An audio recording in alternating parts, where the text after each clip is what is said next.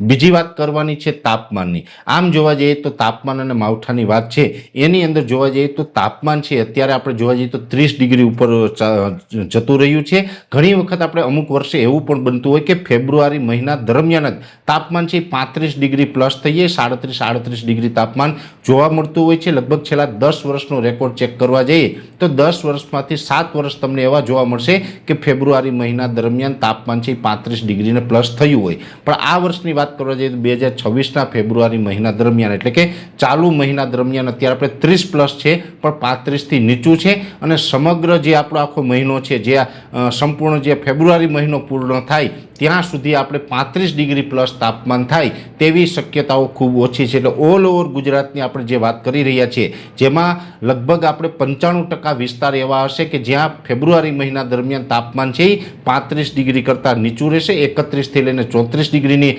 રેન્જમાં તાપમાન જોવા મળે તેવી શક્યતાઓ છે। એટલે આ વર્ષે સિવિયર જે હીટવેવ કે આ વગેરે જે આપણે ફેબ્રુઆરી મહિના દરમિયાન ઘણી વખત જોવા મળતું હોય એવું જોવા નહીં મળે। તાપમાન ચોક્કસથી હવે ઊંચું જશે પણ 35 ડિગ્રીને પ્લસ થાય તેવી શક્યતાઓ નથી। એટલે ઘણા વર્ષ પછી આવું પહેલી વખત થવા જઈ રહ્યું છે।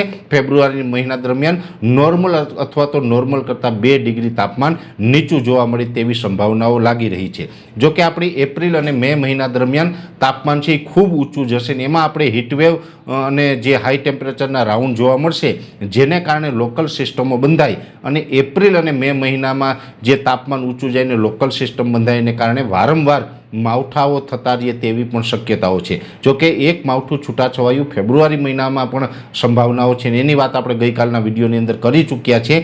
પણ હજુ એપ્રિલ અને મે મહિના દરમિયાન પણ અમુક વિસ્તારમાં છૂટાછવાયા સામાન્ય માવઠાઓ છે એ ચોક્કસથી જોવા મળે તેવું અનુમાન છે। કેમ કે એપ્રિલ અને મે મહિના દરમિયાન જે સમુદ્રી કન્ડિશન અને જે તાપમાનની કન્ડિશન હશે જેમાં વધારેમાં વધારે લોકલ સિસ્ટમ બંધાવવાની શક્યતાઓ અત્યારે લાંબા ગાળાના અનુમાન પ્રમાણે દેખાઈ રહી છે। એટલે એપ્રિલ અને મે મહિના દરમિયાન બંને મહિના દરમિયાન માવઠાઓ જોવા મળે તેવી આપણે માનસિક તૈયારી રાખવાની છે।